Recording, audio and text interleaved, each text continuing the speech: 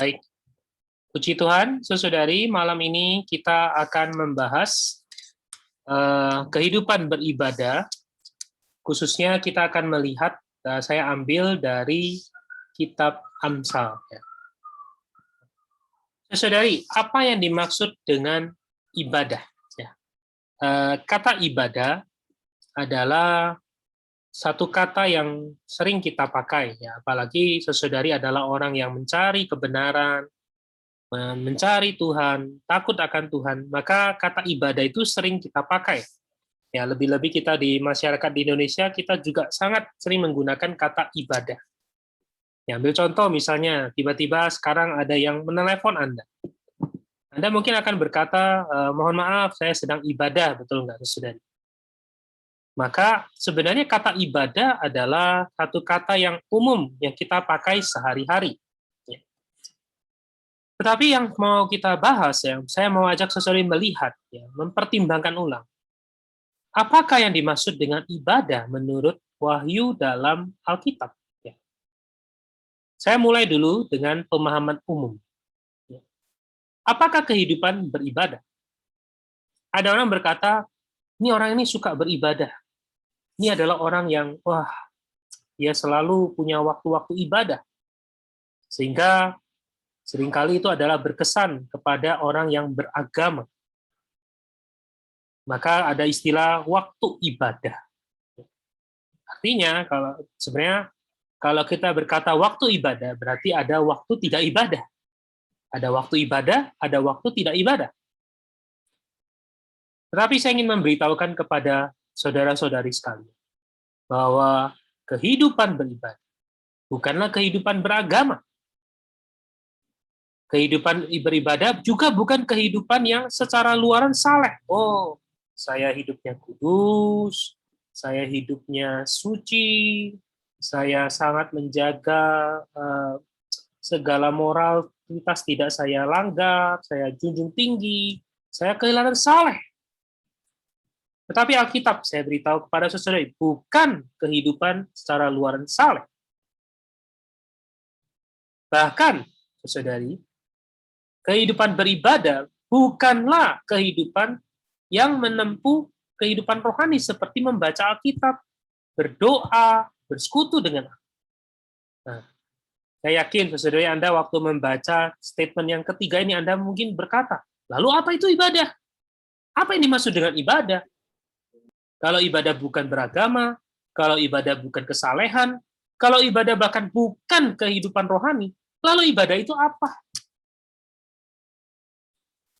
Nah, saudari, kalau kita membaca 3 statement ini, kita mulai menyadari bahwa selama ini kita menggunakan kata ibadah, kita sudah keliru. Atau kita saya sebut dengan istilah, kata atau istilah ibadah yang sering kita pakai itu tidak alkitabiah. Mari kita lihat bagaimana Alkitab mengajarkan kita perihal kehidupan beribadah. Saya mengambil di dalam 1 Timotius pasal 3 ayat 16, ini adalah terjemahan langsung, ya. Dikatakan, dan sesungguhnya agunglah rahasia ibadah kita. Titik 2. Yesus, saudari, perhatikan baik-baik, di dalam kitab dikatakan, dan sesungguhnya agunglah rahasia ibadah kita. Titik 2. Artinya, ayat ini mau menjelaskan pada kita, ibadah itu adalah titik 2. Apa? Dia yang telah menyatakan dirinya dalam rupa daging atau manusia. Jadi, saudari, dari ayat ini kita menyadari bahwa ibadah adalah Dia, Allah, Kristus, Tuhan kita, menyatakan dirinya di dalam rupa manusia. Ini adalah kehidupan beribadah. Jadi kehidupan beribadah adalah satu kehidupan yang mengekspresikan Allah. Ini adalah kehidupan yang sesungguhnya, yang Allah ciptakan, yang Allah tetapkan untuk kita semua. Saudari, kita harus bersyukur pada Tuhan. Ada Alkitab yang mengajarkan kepada kita, memberitahukan pada kita, apakah yang dimaksud dengan ibadah. Oh, mari, semoga kita bisa menghafal atau minimal mengingat ayat ini, yaitu ibadah adalah Allah menyatakan dirinya dalam rupa manusia. Kalau Allah belum terekspresikan, meskipun yang kita tempuh adalah kehidupan beribadah, kehidupan rohani, membaca Alkitab, berdoa, ya kan, memuji Tuhan, menyembah Dia, tetapi kalau Allah tidak dinyatakan, kalau Allah tidak diperlihatkan, kalau Allah tidak terlihat, kalau Allah tidak bisa diekspresikan, maka itu belum termasuk beribadah.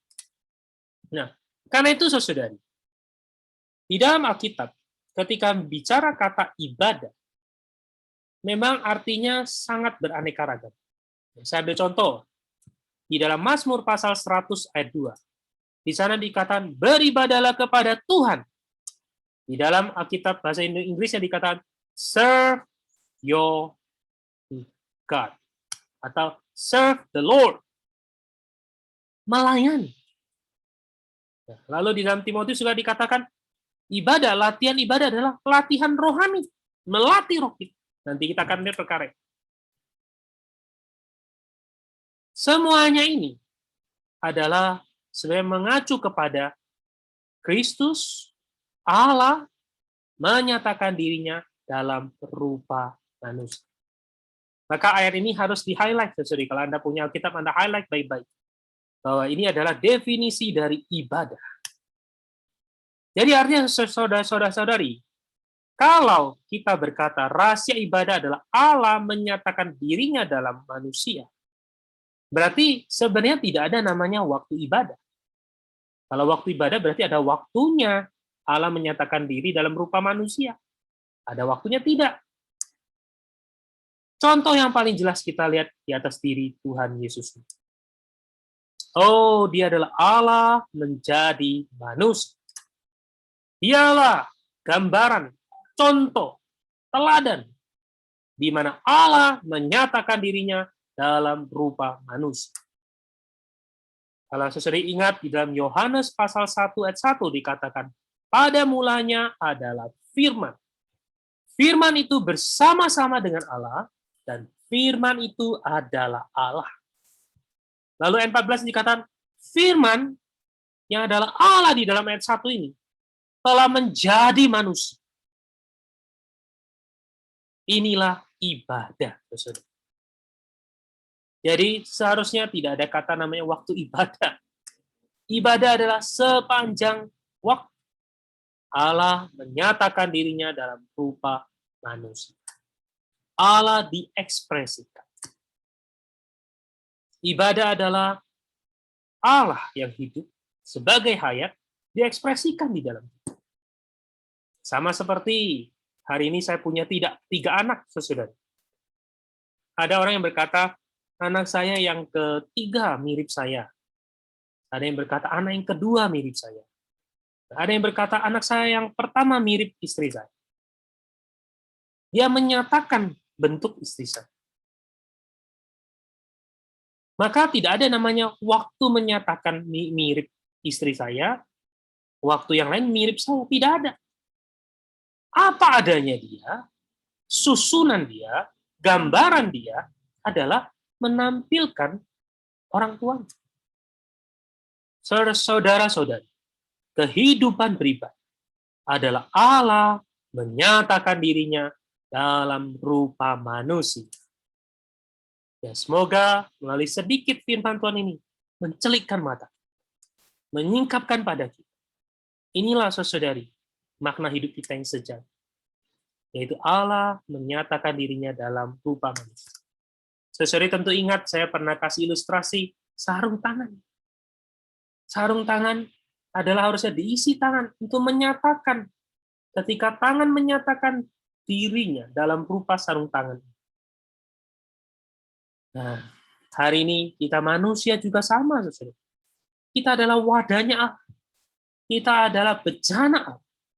Maka ibadah adalah Allah menyatakan dirinya di dalam kita. Karena itu setiap hari kita perlu menjadi bejana yang terus terbuka. Membiarkan Allah memenuhi kita. Baik, saya melanjutkan. Ya. Saudari, mari. Dari saya belajar minggu ini, saya ingin saya melihat ada 5 perkara dalam kitab Amsal yang penting. Jadi saya banyak, tapi saya mengambil 5 yang penting adalah untuk menunjukkan pada kita bagaimana menempuh kehidupan beribadah. Ada 5. Ya, 5 perkara. Sesuai 5 perkara ini saya bagi menjadi 3. Jadi dari 5 saya membagi menjadi 3. Ya. 2 yang pertama adalah berkaitan dengan diri Allah. Lalu 2 yang kedua adalah berkaitan, ini 2 yang kedua, berkaitan dengan diri kita. Lalu 1 yang terakhir adalah berkaitan dengan orang lain. Jadi ada 5 perkara yang saya ingin share kepada saudara-saudara. 2 yang pertama mengacu kepada Allah, 2 yang kedua mengacu kepada diri kita sendiri, yang kelima adalah mengacu kepada orang lain. Baik, mari kita lihat 5 perkara ini. Pertama, di dalam Amsal pasal 29 ayat 18a, dikatakan, bila tidak ada visi, menjadi liarlah rakyat. Di dalam Alkitab LAI, saya bacakan, ini karena saya langsung ambil terjemahan langsung. Jadi di dalam Amsal pasal 29 ayat 18. Bila tidak ada wahyu. Tapi di dalam bahasa aslinya seharusnya adalah visi. Apa bedanya wahyu dengan visi? Nah, kita akan lihat sama-sama. Pertama-tama sesuai saya katakan, yang pertama, hal yang paling penting berkaitan dengan ibadah adalah perlu ada visi. Perlu ada sebuah penglihatan. Perlu ada sebuah wahyu. Karena saya tadi katakan, kata ibadah saja sudah sering kali kita salah paham. Maka pertama-tama untuk menempuh kehidupan beribadah, perlu ada visi. Perlu ada pewahyuan. Perlu ada penglihatan yang batin. Saudari, visi adalah pemandangan yang luar biasa. Kita kadang katakan sebuah visi itu adalah luar biasa. Kenapa luar biasa? Karena dia penglihatan yang khusus, yang mulia. Ini kalau dalam hal rohani. Pemandangan yang rohani yang kita lihat langsung dari Allah. Jadi ini bukan sekedar sebuah pemandangan yang biasa, tapi ini luar biasa, khusus, bahkan mulia, dan dari Allah. Dan tentu penglihatan ini karena dari Allah, maka perlu meminta kepada Allah. Itulah sebabnya di dalam Efesus pasal 1 17 sampai 18, Rasul Paulus meminta kepada Allah supaya ia memberikan kepada orang-orang di Efesus. Untuk menerima, untuk diberikan kepada mereka roh, hikmat, dan wahyu. Sehingga mereka bisa mengenal dia dengan benar. Bahkan menjadikan mata hatinya terang. Sehingga mengerti pengharapan apakah yang terkandung dalam panggilan. Betapa kayanya kemuliaan bagian yang ditentukannya bagi orang-orang kudus. Jadi saudari, untuk mendapatkan pemandangan luar biasa, pemandangan yang khusus, pemandangan yang batin, yang rohani, dari Allah, pertama-tama perlu meminta. Minta kepada siapa? Mintalah kepada Allah. Melalui doa. Saudari, penghidupan beribadah bukanlah menurut konsep alamiah kita. Ibadah adalah Allah dinyatakan di dalam rupa dan. Maka pertama-tama kita perlu meminta supaya kita tidak dibutakan. Seringkali kita berkata ibadah, tetapi sebenarnya kita tidak ibadah. Kenapa? Karena yang kita nyatakan bukan diri Allah. Mungkin yang kita nyatakan adalah hobinya. Yang kita tampilkan, yang kita nyatakan adalah kegairahan rohani kita. Bukan diri Allah. Yang kita nyatakan mungkin adalah konsep alamiah. Yang kita nyatakan mungkin adalah apa? Oh, idola-idola tertentu. Bukan hanya idola dunia, bahkan idola rohani. Oh, saya suka tokoh si ini, saya suka si ini. Itu seperti yang terjadi di dalam kitab Korintus. Aku golongan Apolos, aku golongan Kefas, aku golongan Paulus, akan aku golongan Kristus. Saudara-saudara, itu bukan ibadah. Ibadah adalah Allah dinyatakan. Karena itu kita perlu visi, perlu penglihat. Kita perlu sungguh-sungguh meminta pada Tuhan. Tuhan, berikan aku roh, hikmat, dan kuasa. Malam ini juga, waktu kita mendengar firman malam ini, kita perlu di dalam roh kita, di dalam hati, kita berdoa, Tuhan, celikan mata. Berikan kepadaku roh, hikmat, dan kuasa. Sudah lama aku mengenal Dikau dengan salah. Karena itu berikan aku roh, hikmat, dan kuasa itu mengenal Engkau dengan benar. Perintah Tuhan berikan kita terang. Jadi, saudari, maka kita bisa melihat di sini. Ada 3 hal penting. Perlu wahyu, perlu terang, dan perlu penglihatan. Nah, sesuai wahyu dan terang membawakan kepada kita penglihatan. Saya tentu sudah beberapa kali memberikan sebuah ilustrasi mengenai wahyu.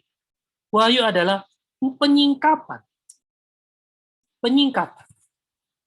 Sesuai hari ini bisa melihat saya. Karena ada apa? Ada penyingkapan. Ada bantuan yang memperlihatkan, yaitu kamera. Tapi kalau kamera ini terselubung, maka sesuai Anda tidak bisa melihat saya. Yang Anda lihat adalah gelap. Tetapi ketika selubung ini diambil, inilah namanya wahyu. Namun wahyu tidak cukup kalau tidak ada terang. Kalau saya matikan lampu di ruangan ini, maka juga tidak bisa ada penglihat. Saudari, perkara rohani juga sama. Di sisi negatif, segala selubung harus diangkat. Segala selubung harus diambil. Di sisi positif perlu ada terang yang menyinari batin. Baru kita ada visi. Baru kita ada penglihatan. Baik, saudari. Saya balik dulu. Ya, saya ada satu perasaan saya ingin menceritakan. Inilah yang terjadi, saudari, di atas diri Rasul Paulus. Rasul Paulus sebelumnya adalah Saulus, seorang yang bergairah, seorang yang sangat terdidik di dalam hukum Taurat. Dia adalah seorang Farisi. Dia mengikuti semua dengan detail, dengan ketat. Dia menganggap dirinya adalah orang yang beribadah, orang yang beragama. Bahkan ketika dia menganiaya orang Kristen, dia melihat itu adalah sebuah ibadah yang dianggap ibadah. Padahal, saudari, ibadah bukan lain. Itu adalah kegiatan agama. Maka satu kali, ketika dia dalam perjalanan menuju ke Damaskus, di sana Allah menerangi. Dia diterangi sampai buta. Buta secara luar, tetapi di dalamnya penuh dengan terang. Karena itu dia berkata, siapakah engkau? Tuhan. Dia menggunakan kata Tuhan. Ini menunjukkan selubung dia yang dahulu selubung agamanya telah diangkat. Dia menerima sebuah wahyu. Dan dia penuh dengan terang yang batin.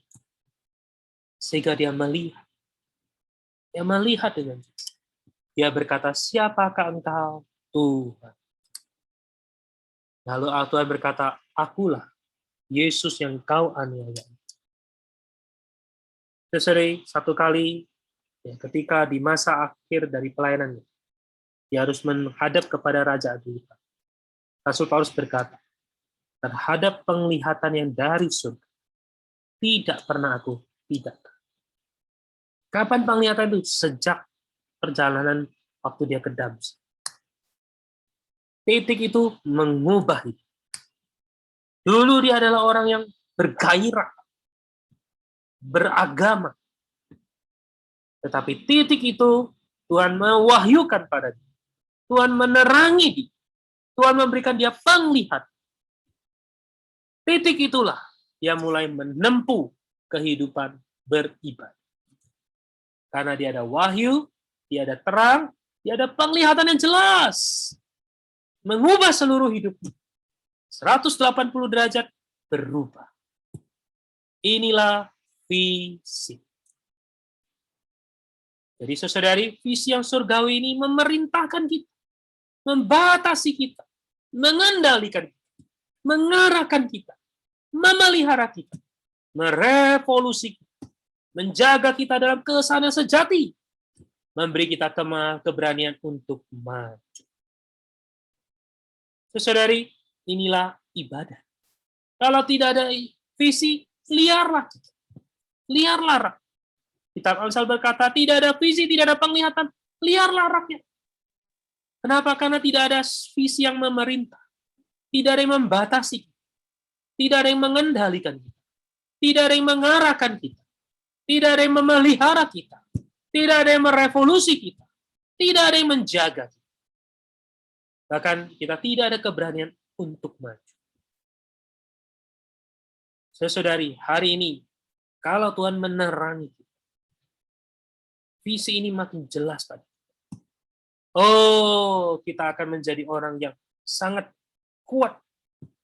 Kita akan menjadi orang yang sangat kokoh. Karena ada satu visi yang memerintah, membatasi, mengendalikan, mengarahkan, dan seterusnya. Saudara, semoga kita terus punya roh yang berdoa. Tuhan berikan aku roh hikmat dan wahyu. Saudara, visi ini bahkan memotivasi kita, memberi kita kekuatan, menopang, memberi daya tahan, membawa kita sampai kepada pergerakan Tuhan yang tertinggi. Sehingga hidup kita adalah hidup yang bermakna, bertujuan. Itulah ibadah. Tujuan hidup kita bukan untuk cari kekayaan. Tujuan hidup kita bukan untuk cari kenyamanan. Tujuan hidup kita bukan untuk hidup yang lebih baik. Tujuan hidup kita adalah beribadah. Allah dinyatakan di dalam rupa manusia. Inilah visi yang harus mengendalikan kita. Sehingga kemanapun kita pergi, kita tahu, namun aku hidup, tapi bukan lagi aku sendiri yang hidup. Itulah ibadah, saudari. Maka ini akan memerintahkan kita. Kita dalam perkataan tidak berani sembarangan. Dalam tingkah laku tidak berani sembarangan. Dalam bersikap sebagai suami, sebagai istri, sebagai anak, sebagai orang tua, sebagai masyarakat, kita tidak berani sembarangan. Karena namun aku hidup, bukan lagi aku sendirian, melainkan Kristus yang hidup di dalam. Inilah ibadah, saudara. Jadi, sebagai kesimpulan, visi yang mengendalikan kita di dalam kita adalah Allah Tritunggal, menggarapkan dirinya ke dalam kita, menjenuhi kita, dan menghasilkan membangun tubuh Kristus. Tubuh Kristus. Tubuh yang menampilkan siapa kepalanya? Kristus. Haleluya. Kalau tidak ada visi ini, semua kita yang adalah ingin menjadi tubuh sendiri. Kita ingin menampilkan kerajaan sendiri. Tidak bisa ada kerajaan Allah. Karena semua orang ingin menjadi raja. Tapi kalau visi ini mengendalikan kita, membuat kita menempuh satu kehidupan beribadah. Allah, Kristus, sebagai sang kepala, dinyatakan di dalam manusia. Baik, saya lanjutkan. Maka mendapatkan visi, saudari, tentu tidak bisa, bukan seperti sebuah wangsit. Bukan karena kita tidur, tiba-tiba dapat mimpi, dapat visi. Bukan. Atau kita lagi melamun, merenungkan, tiba-tiba dapat visi. Tidak. Visi adalah dari wahyu. Hari ini wahyu ada di mana, saudara? Ada di dalam Alkitab.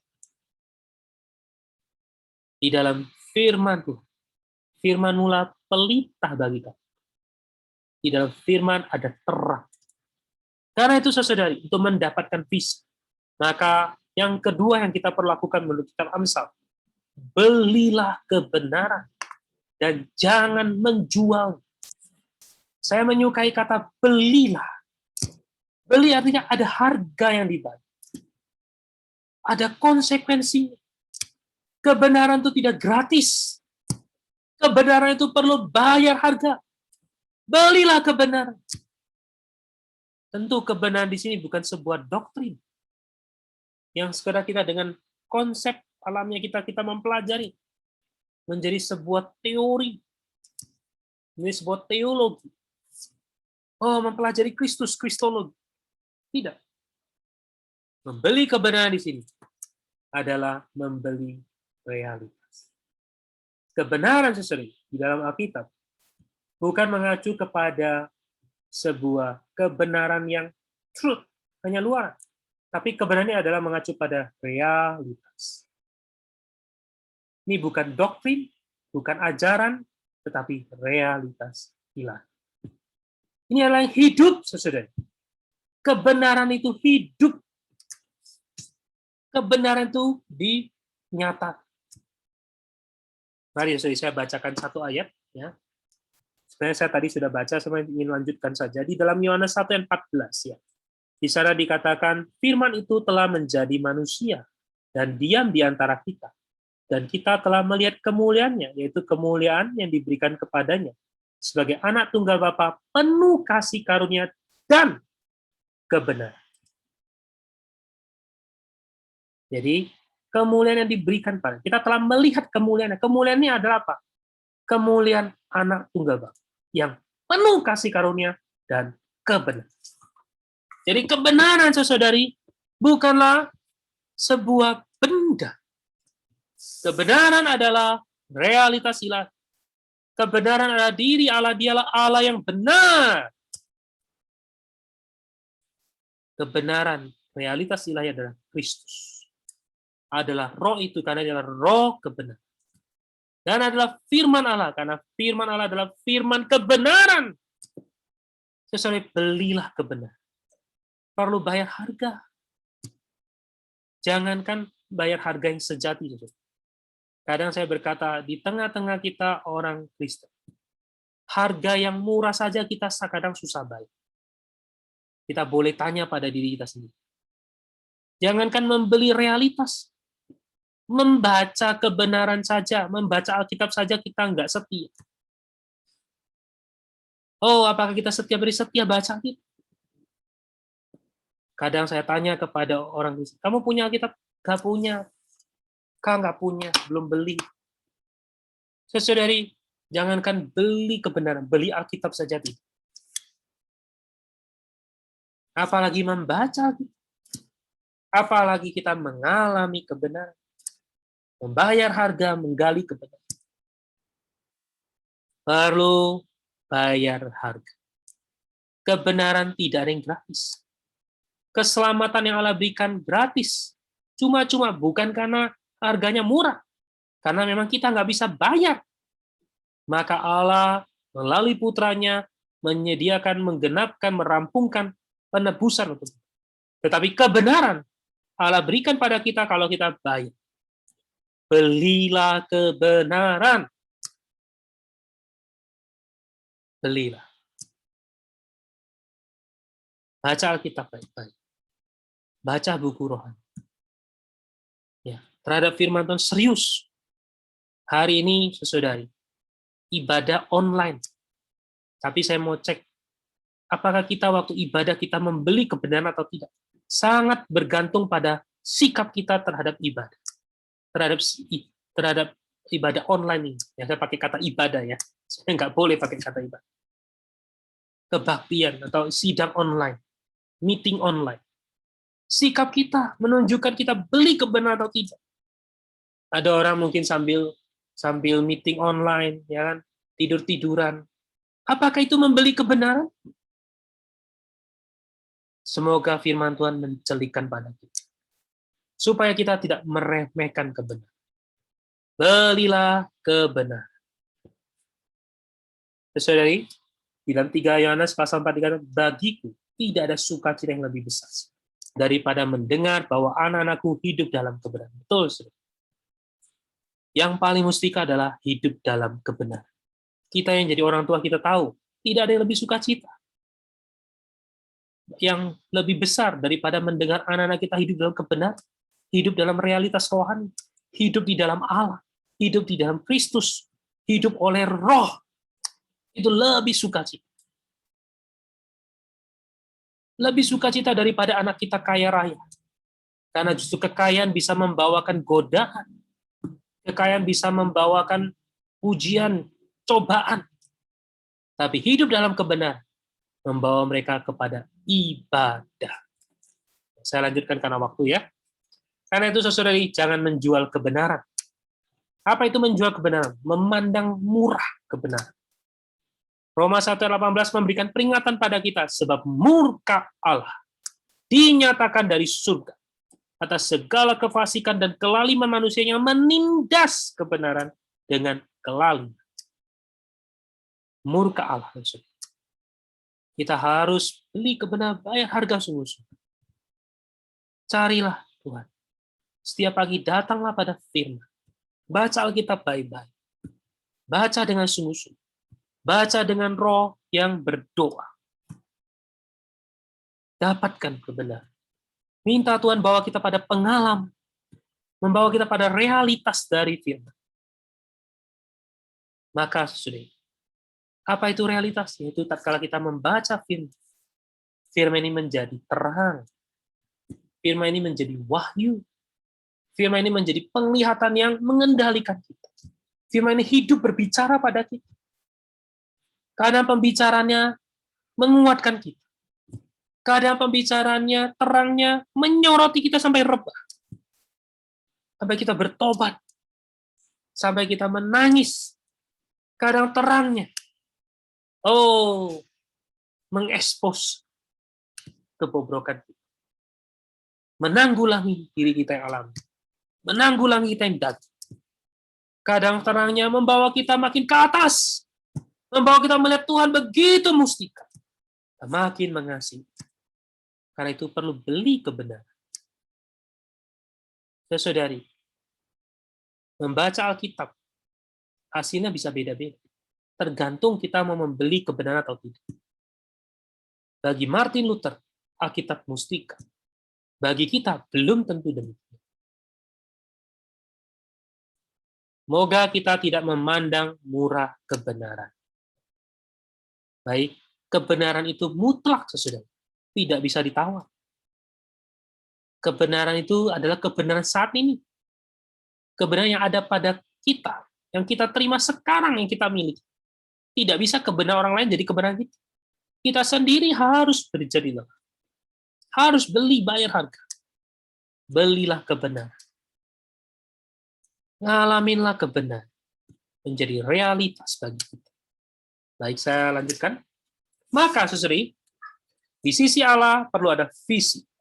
Perlu kita membeli kebenaran kepada firman.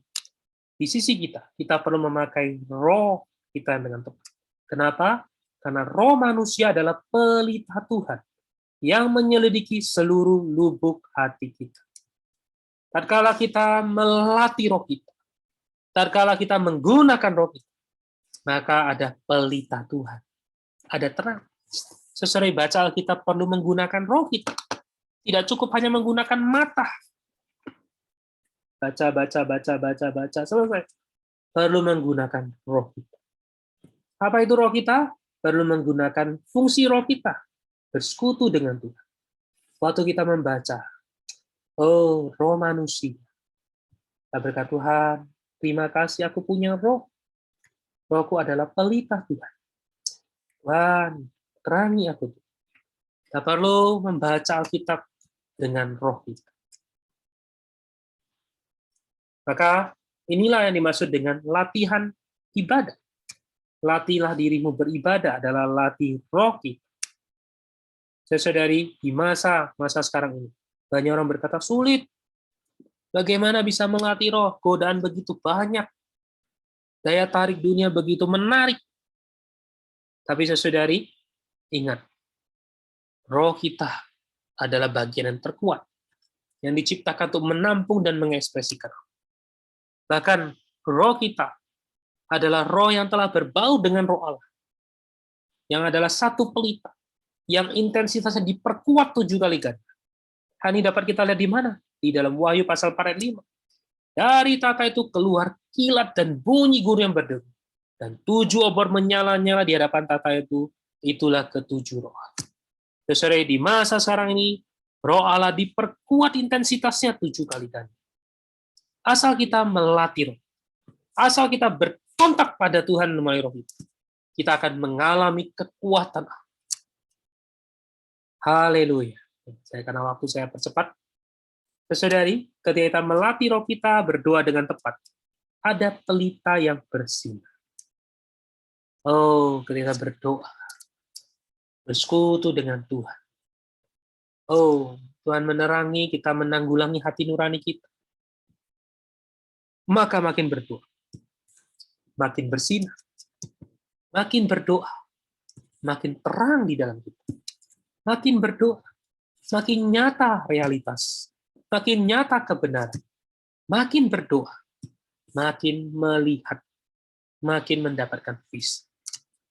Akhirnya, visi ini menjadi hidup kita mengendali, yaitu Allah dinyatakan di dalam tubuh manusia. Baik, yang keempat, saudari. Pertama adalah roh kita. Yang keempat adalah di dalam Amsal pasal 4:23 dikatakan, jagalah hatimu dengan segala kewaspadaan, karena dari situlah dihasilkan air. Jaga hati. Kenapa? Karena dari situ dipancarkan kehidupan kita. Dari situlah ada pintu masuk. Jadi hati adalah jalan masuk dan jalan keluar.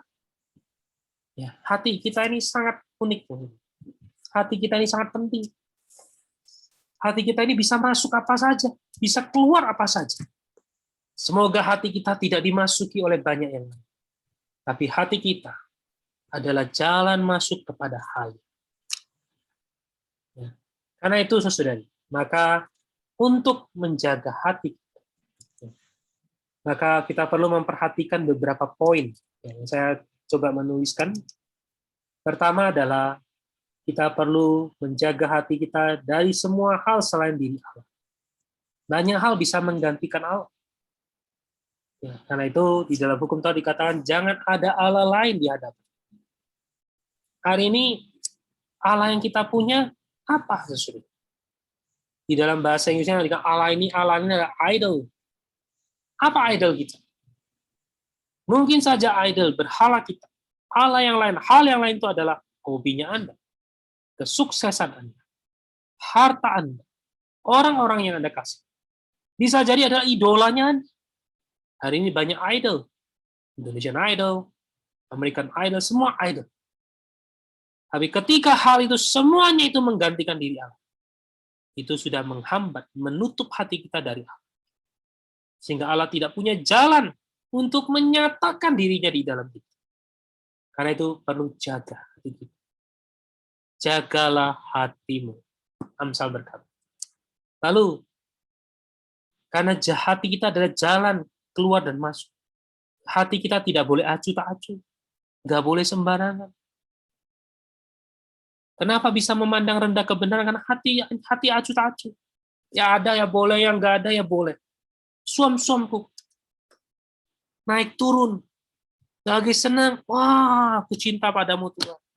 Lagi sebel, Tuhan aku kesel samamu Tuhan.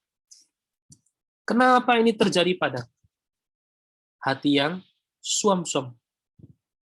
Lalu, kita juga perlu menjaga hati kita dari hati yang terbagi.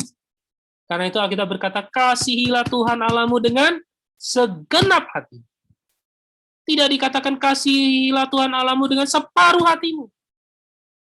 Tapi kasihilah Tuhan Allahmu dengan segenap hatimu. Karena itu hati kita jangan terbagi. Lalu, hati kita harus mutlak. Mengasihi Tuhan pada mutlak. Pada sepenuh. Nah, itu dikatakan segenap hati. Segenap jiwa. Segenap akal budi. Inilah hati yang mutlak. Lalu kita perlu menjaga hati kita dari gelisah, tidak tenang, tidak kokoh. Saudari, ketika awal masa pandemi, banyak hati orang gelisah. Ketika hati gelisah kita tahu, tidak ada lagi Allah dinyatakan. Tidak ada lagi ibadah. Yang ada adalah apa? Kegelisahan. Ketidaktenangan. Mari, jagalah hati kita. Lalu, jagalah hati kita agar tidak khawatir dan penuh kesusahan. Saudara ingat di dalam Matius pasal 13, di sana ada perumpamaan penabur, menabur benih kepada 4 jenis tanah. Kita berkata 4 jenis tanah adalah 4 jenis hati. Salah satu hati, yaitu hati yang atau tanah yang semak duri. Apa itu semak duri? Kekhawatiran hidupnya menjepit. Ya, keinginan untuk kaya. Jadi hati kita harus murni. Karena itu Matius berkata, barang siapa berbahagialah orang yang suci hati, karena dia akan melihat Allah. Semoga Tuhan mendapatkan hati kita sebagai jalan masuk, ya, Tuhan di dalam diri. Jagalah hatimu dengan segala kewaspadaan, karena dari situlah dihasilkan. Ayat seri yang terakhir. Ya. Oke, saya sebelum masuk terakhir, saya ulangi. Apa itu ibadah? Ibadah adalah Allah menyatakan dirinya dalam daging. Bagaimana bisa? Maka pertama, kita perlu visi, perlu penglihatan, melihat jelas siapakah Allah. Apa tujuan? Apa yang menjadi kehendak? Lalu, semuanya ini bisa didapat melalui apa? Beli kebenaran. Menikmati kebenaran. Kebenaran menjadi realitas kita. Kebenaran diperhidupkan di dalam diri. Itulah ibadah.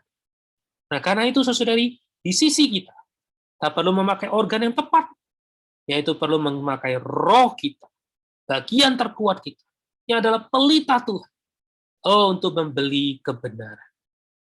Lalu kita perlu menjaga hati kita. Karena bagaimana Kristus Allah bisa diperhidupkan keluar dari kita. Bagaimana firman Allah bisa masuk ke dalam kita. Perlu hati yang tepat. Perlu hati yang murni. Agar kita bisa melihat Allah. Nah, sesuai kalau keempat hal ini, kita punya visi, punya kebenaran realitas, punya roh yang kuat, punya hati yang murni, maka ekspresi kita, penampilan kita adalah kasih. Sesuai ibadah adalah mengekspresikan Allah. Kita berkata Allah itu adalah kasih, maka ekspresinya adalah kasih. Kasih yang bagaimana? Kasih yang menutupi segala pelanggaran. Saudara Anda lihat di dalam kitab Injil, 3,5 tahun di dalam pelayanan Tuhan. Apa yang dia tunjukkan? Kasih yang menutupi segala pelanggaran.